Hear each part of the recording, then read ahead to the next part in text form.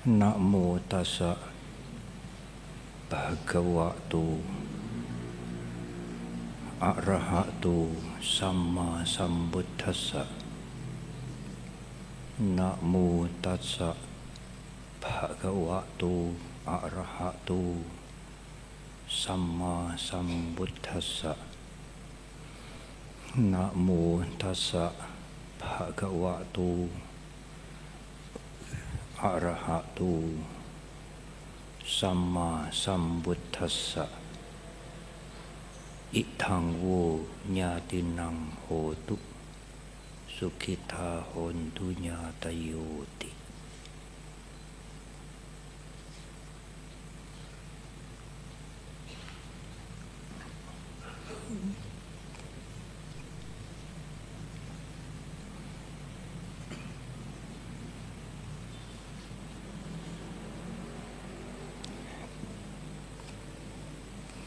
Sangha yang saya muliakan,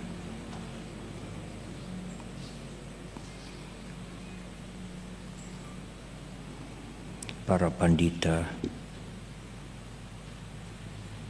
ibu, bapak, dan saudara-saudara yang hadir pada malam hari ini, yang memenuhi Dhammasala Wihara Tanah Putih sampai meluber keluar di depan.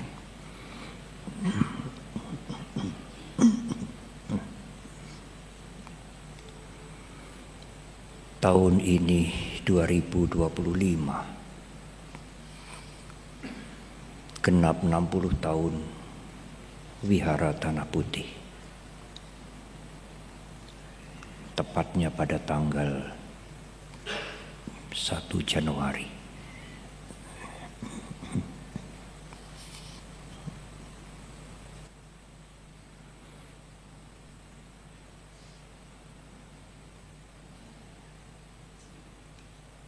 Bante Khema Sarano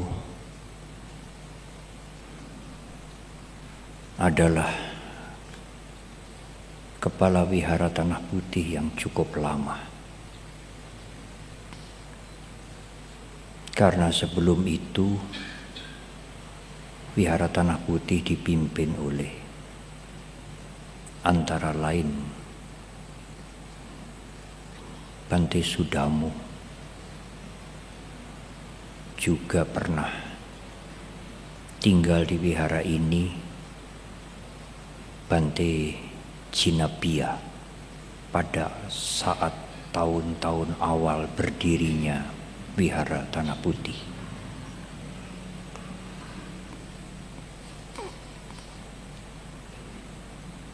Bante Khema Sarano ditasbiskan sebagai samanera dengan nama Subhadra Ratna oleh Bante Jinapia di Wihara Tanah Putih ini, sebelum berangkat ke Bangkok, ke Wat Bawaraniwes Wihara untuk ditasbiskan menjadi biku. Pada waktu itu Sangha Theravada Indonesia belum berdiri.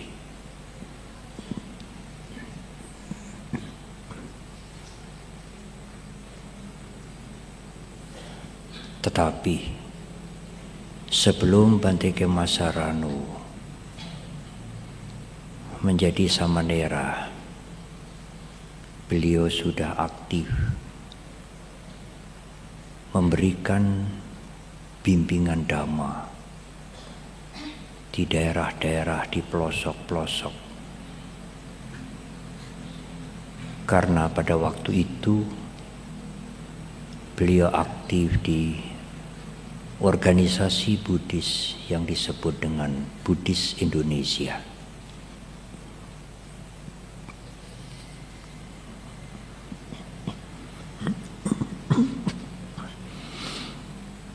Setelah beliau menjadi biku,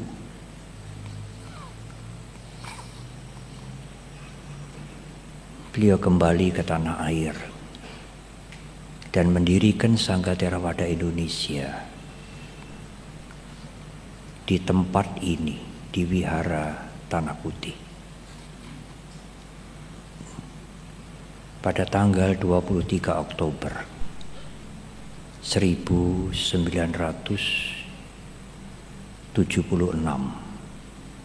sekitar pukul 1:30 siang. Pada waktu itu Bante Agabalo adalah biku yang tertua. Bante Khema Sarano biku urutan kedua. Kemudian Bante Sudamo, kemudian Bante Khemio, dan terakhir Bante Nyanawuto.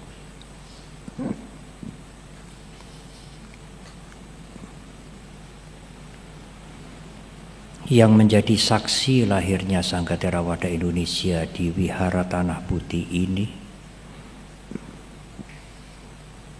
adalah Bante Suwirayan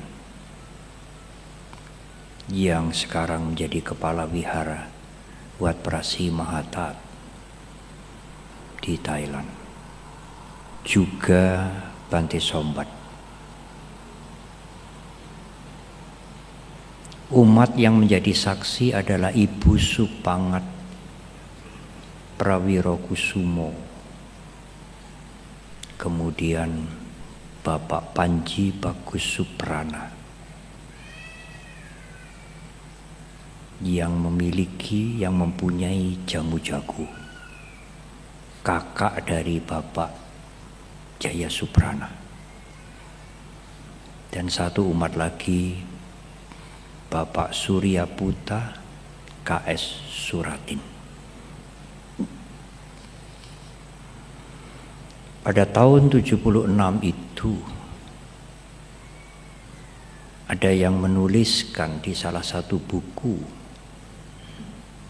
bahwa saya sendiri sebagai samanera ikut hadir di Tanah Putih.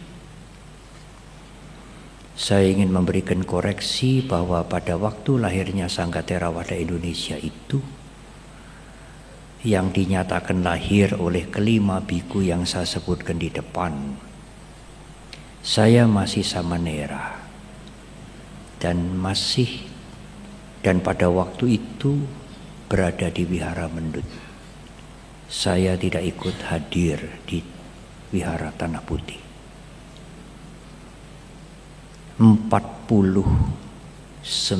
tahun yang lalu.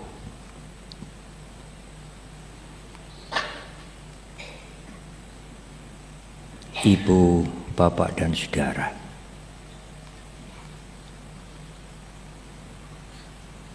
lebih-lebih pada waktu Bante Khema Sarano sudah menjadi biku, semangat untuk memberikan pembinaan sekaligus menyebarkan agama Buddha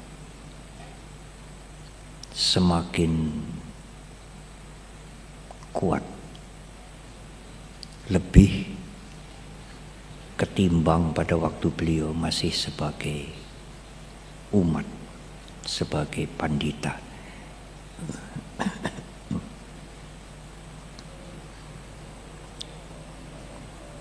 Patidana persembahan jasa kepada beliau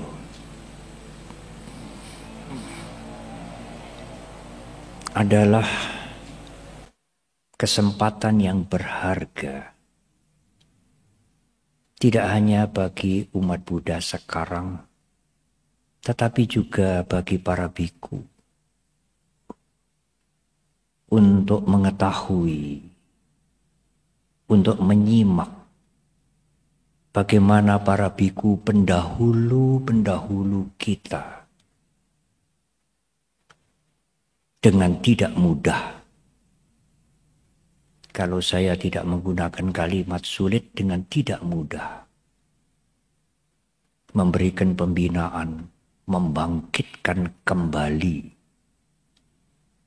umat yang sebelumnya sudah ada tetapi tertidur.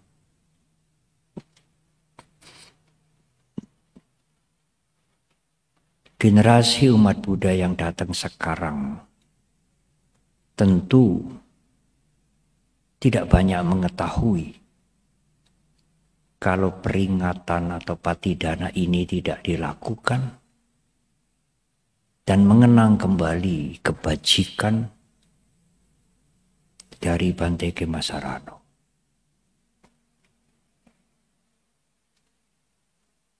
Mungkin generasi awal yang masih ketinggalan adalah Ibu Fang Fang.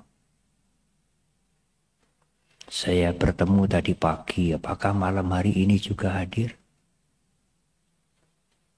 Itu adalah generasi, Ibu Fang Fang itu adalah generasi pertama awal dari Wihara Tanah Putih ini. Karena yang lain sudah meninggal dunia.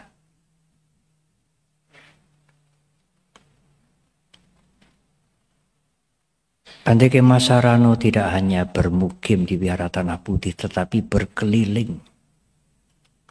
Saya baru saja memperbaharui ingatan saya dengan Bhante Jotidamo. Bhante Kema itu yang membangkitkan kembali yang sebelumnya memang sudah ada. Kegiatan umat Buddha di Cirebon, di Selawi, di Tegal, di Pekalongan. Demikian juga di Jepara, Kudus, Pati, sampai dengan Rembang. Bahkan Bhante Joti mengingatkan juga Cilacap, Bhante. Itu Bhante Kema yang, kalau Cilacap mungkin cikal bakal ya beliau. Dari tidak ada menjadi ada. Tetapi pesisir itu pernah ada kegiatan Buddhis. Tetapi kemudian tertidur. Dan Bhante Kema Sarano lah yang membangkitkan kembali. Oleh karena itu wihara di Juwana, tempat Bhante Kema dilahirkan, beliau menggunakan nama Padepokan Tunggak Semi. Tidak berkelebihan. Bhante Kema seperti menumbuhkan kembali tunggak-tunggak yang sudah hampir mati. Didangir dalam bahasa Jawa, diberikan air, diberikan pupuk, dirawat dengan tekun sampai tunggak itu bersemi kembali.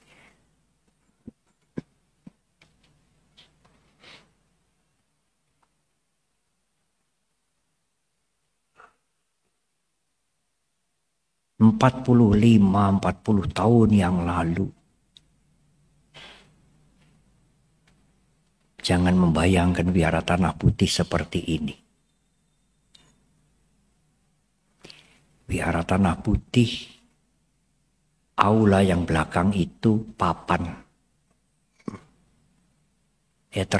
Eternitnya ini gedek.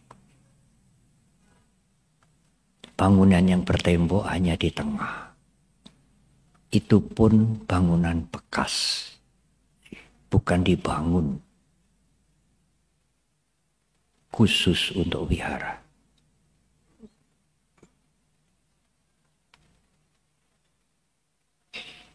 Bhante Kema Sarano dan para biku pada waktu itu kalau tidak penting sekali tidak naik pesawat. Naik kereta api sengsara. Jangan bayangkan kereta api seperti sekarang. Kami biasanya naik bis malam, termasuk saya sendiri.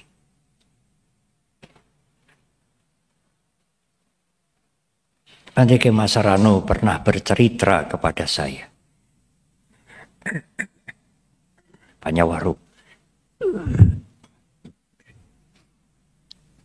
Kalau kita naik bis dari Semarang ke Malang, bis malam,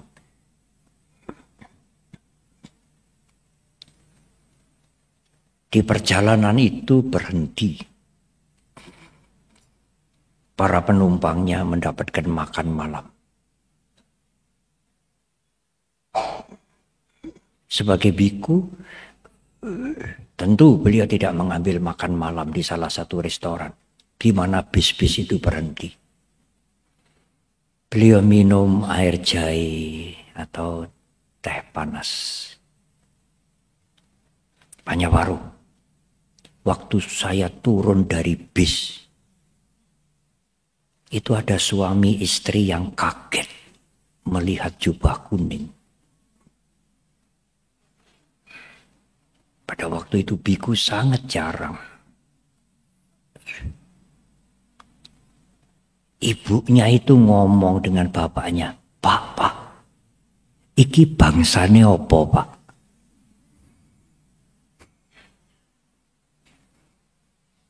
Bahasa Indonesia itu, Pak, ini jenis apa, Pak? Bukan Pak. Ini siapa, Pak? Niki sinten, Pak? Tidak. Pak, iki bangsane opo, Pak? Dan Bante Kema cerita sendiri kepada saya. Itulah yang dialami oleh para biku pada waktu itu. Masuk keluar desa, saya mendengar dari Bante Joti malam ini, umat-umat dari desa banyak yang hadir.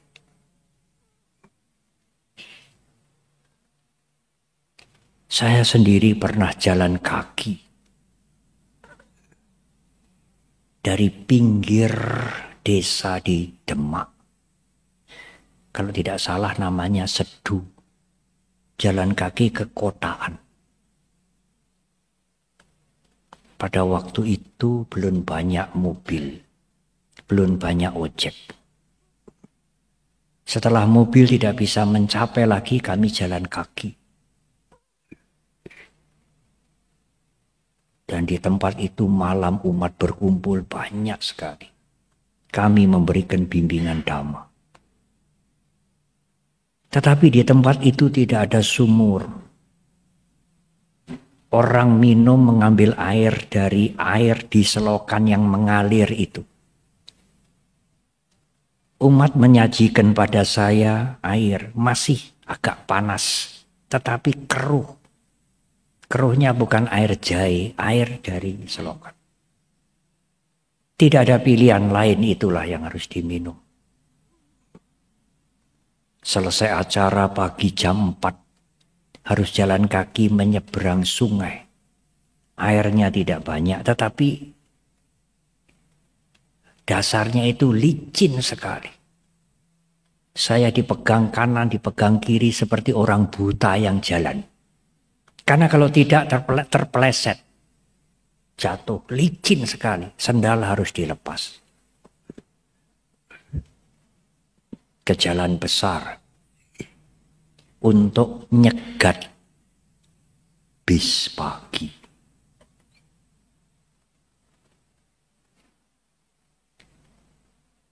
Setelah dari tempat itu,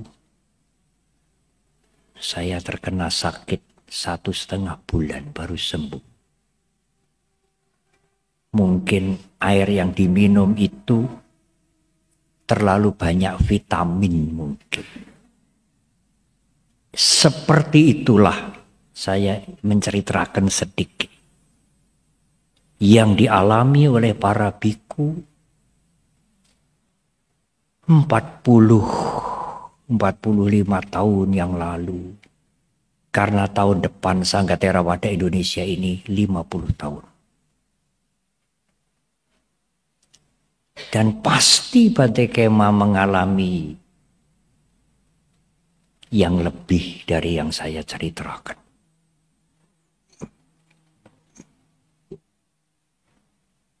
Ibu, bapak, dan saudara, memang para biku disebut samana pertapa. Tapi pertapa dalam ajaran Sama Sambuddha atau Guru Agung Buddha Gautama itu bukan pertapa yang memencilkan diri di hutan, tinggal di gua-gua, bercocok tanam sendiri, cari makan sendiri, menjauhi masyarakat samana pertapa, murid-murid Sama Sambuddha, Sakya Putra, para biku ini bukan pertapa seperti itu.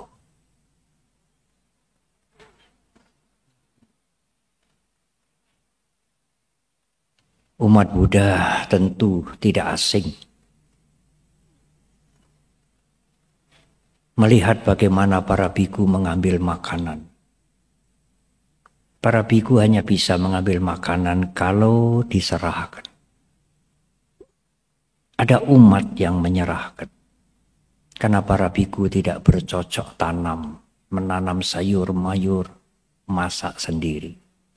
Guru Agung kita tidak membolehkan itu. Jubah ini juga persembahan dari umat. Kehidupan para biku didukung oleh umat.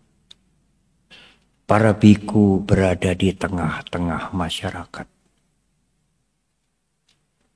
Itulah samana petapa murid-murid Sama Sambuddha, Guru Agung Buddha Gautama, yang berada di tengah-tengah masyarakat sebagai samana, sebagai petapa. Dengan memberikan manfaat, memberikan pendidikan dhamma, memberikan contoh teladan kepada masyarakat. Para biku tidak hidup memencilkan diri di hutan, di gua-gua. Tidak. Para biku berada di tengah-tengah masyarakat. Sebagai guru, sebagai pendidik, sebagai pembimbing masyarakat. Tidak hanya umat Buddha, masyarakat. Siapa saja bisa mendengar Dhamma dan mendapatkan benefit, manfaat dari Dhamma. Apalagi setelah masa pandemi. Banyak unggahan-unggahan Dhamma. Di YouTube, di Instagram, Zoom, live streaming. Itulah kesempatan masyarakat mengerti Dhamma. Tidak hanya mengerti Dhamma, mendapatkan manfaat Dhamma. Banyak sekali. Yang memberikan komen pada tayangan-tayangan media sosial itu hanya sebagian. Sebagian yang senang, yang sregep main handphone. Tetapi jauh lebih banyak itu yang mendengar, mendapat manfaat. Tetapi tidak memberikan komentar. Lebih banyak, sangat banyak. Itulah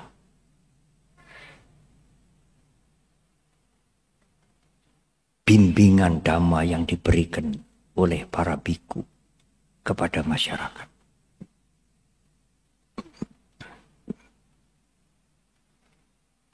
Pada waktu peringatan 1 tahun Badasima, Wihara Vipassana Giriratana Gunung Sindur,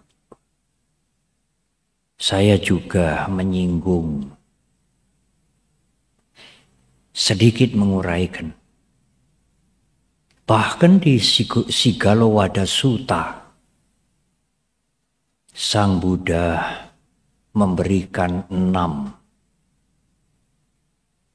semacam moral obligation, kewajiban moral para biku kepada masyarakat. Tidak hanya kewajiban upasaka-upasika saja kepada para biku.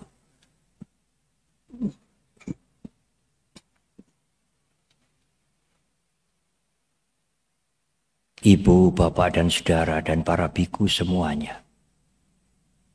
Kalau ibu, bapak, dan saudara melihat wihara yang sekarang,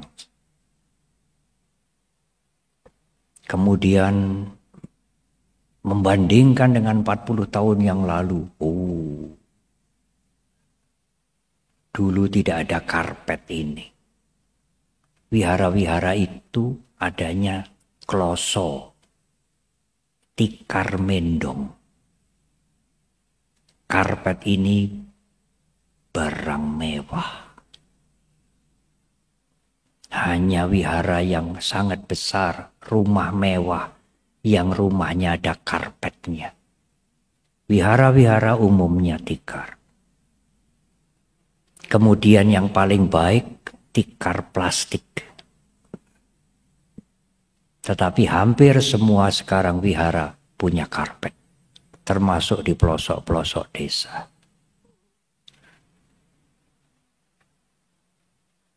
Namun ibu, bapak, dan saudara, bagaimanapun wihara itu sangat bagus. Tidak hanya di zaman sekarang. Kalau kami membaca bagaimana wihara Jetawana itu bagus sekali. Para biku tetaplah para biku. Pertapa sederhana yang hidup di tengah-tengah masyarakat.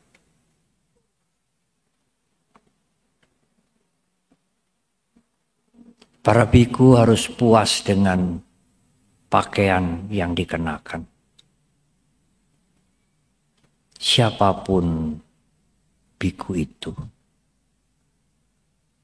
Dalam bahasa Pali disebut Jiwara Santosa, puas dengan kain yang digunakan. Tidak terlalu pilih-pilih kecuali memang alergi. Pindapata Santosa, puas dengan makanan yang diberikan oleh umat. Senasana Santosa, puas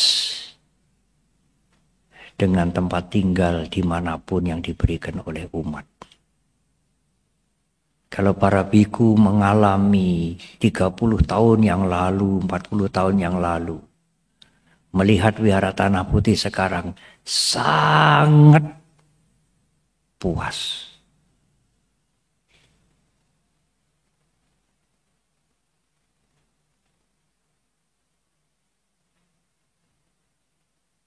Dahulu di jalanan itu banyak kecelakaan karena tanjakan dan belok. Apalagi nyamuk. Jangan tanya lagi nyamuk di wihara Tanah Putih. Bisa mengangkat orang tidur, bawa terbang. Apalagi AC. Barang mewah. Ya. Kamar mandi satu untuk bersama. Para biku menerima itu dengan kepuasan. Senasana Santosa. Dan para biku berusaha untuk mengembangkan hal-hal yang baik dan memotong hal-hal yang tidak baik. Bawana Pahana Rata. Ibu, bapak, dan saudara, mengenang Bante Kemasaranu seperti kita melihat cermin bagaimana para biku hidup sederhana, tetap sederhana dan memberi manfaat kepada masyarakat.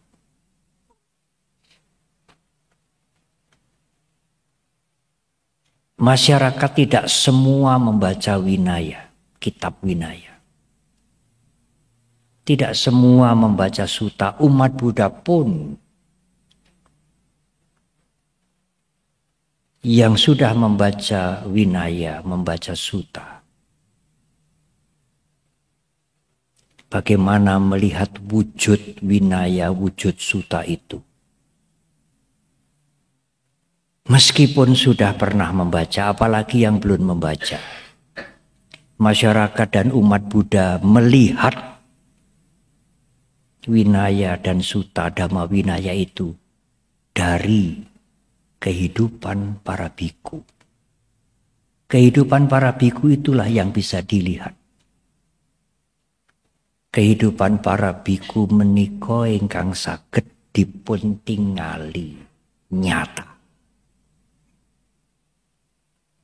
Sehingga kalau masyarakat umat Buddha ingin melihat bagaimana ajaran agama Buddha itu, mereka melihat kehidupan para biku. Kehidupan para biku itu seperti cermin dari ajaran agama Buddha.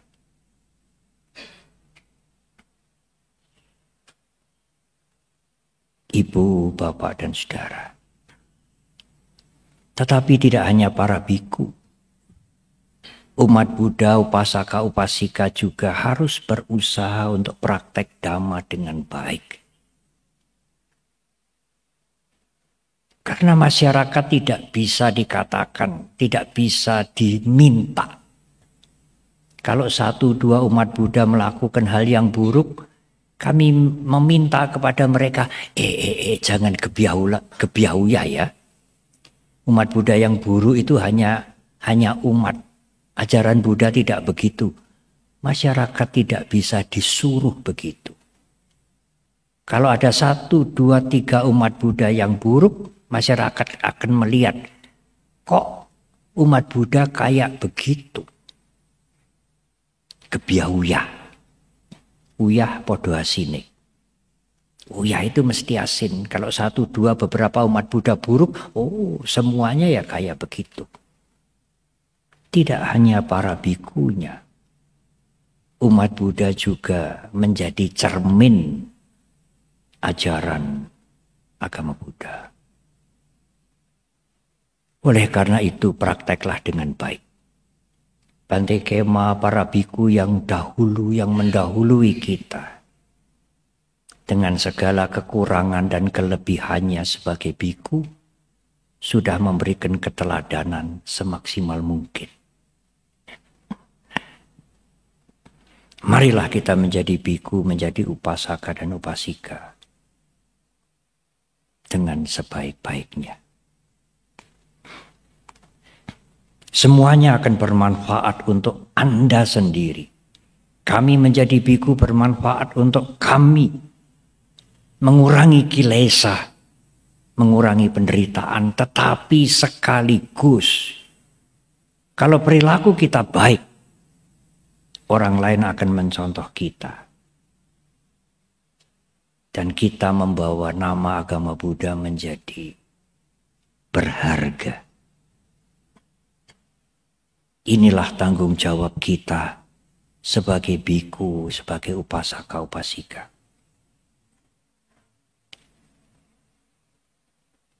Ibu, bapak, dan saudara. Itulah yang saya bisa lakukan untuk mengenang Bante Kema Sarano Mahathera. Tiap-tiap tahun kita diingatkan kembali pada saat patidana para biku yang sudah meninggalkan kita. Tidak sekadar patidana, tidak sekadar berupacara, tetapi mengingat kebajikan beliau-beliau. Apa yang bisa kita teladani dari beliau? Apa yang bisa kita persembahkan kepada beliau? Idang wo nyati nang hotu sukita hontu nyatayu. Kebajikan yang kita lakukan ini semoga membawa kebahagiaan bagi beliau. Begitulah singkatnya terjemahan itu.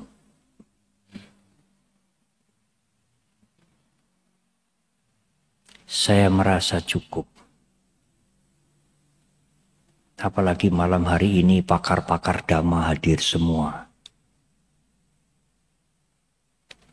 pengetahuan saya yang sangat sedikit dan bukan pakar, tidak pada tempatnya berbicara dhamma berkelebihan. Hampir semua pakar dhamma Sangga Theravada Indonesia dan para biku dari luar negeri juga hadir pada malam hari ini. Tadi pagi di wihara ini diberikan penghargaan kepada Bante dari Sri Lanka. Bante Profesor Kotabiti Rahula, wakil kepala sangga, salah satu sangga di Sri Lanka, yang anggotanya 6.000 biku.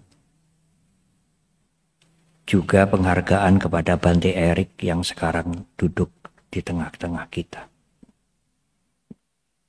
Di wihara Tanah Putih bertepatan dengan 60 tahun wihara ini. Tadi pagi adalah peristiwa yang bersejarah, apalagi dilakukan untuk pertama kali. Dihadiri para biku dari 3 negara, Thailand, Sri Lanka, dan tanah air Indonesia. Berbahagialah saudara yang ikut hadir tadi pagi dan malam hari ini. Terimalah anumodana saya kepada semuanya yang sudah bekerja keras, ikut membuat peristiwa sederhana tetapi sangat bersejarah. Marilah kita menteladani para biku yang sudah mendahului. Marilah kita menteladani juga para tokoh-tokoh umat Buddha yang sudah mendahului. Kegigihannya, keuletannya yang tidak mengenal menyerah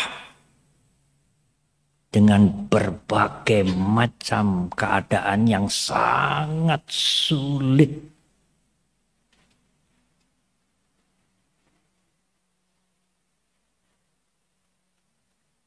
Apalagi pada saat-saat awal Sangga Theravada Indonesia berdiri. Sangat sulit. Antara Sangga Theravada ini jalan terus atau berhenti. Tetapi tahun depan 50 tahun Sangga Theravada Indonesia. Setengah abad. Dan wihara Tanah Putih menjadi saksi lahirnya Sangga Theravada Indonesia.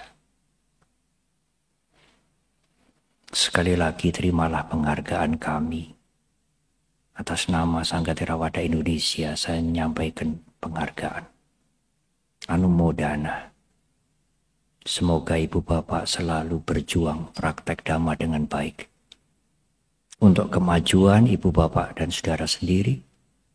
Dan juga untuk membawa nama agama Buddha sebagai ajaran yang sangat berharga.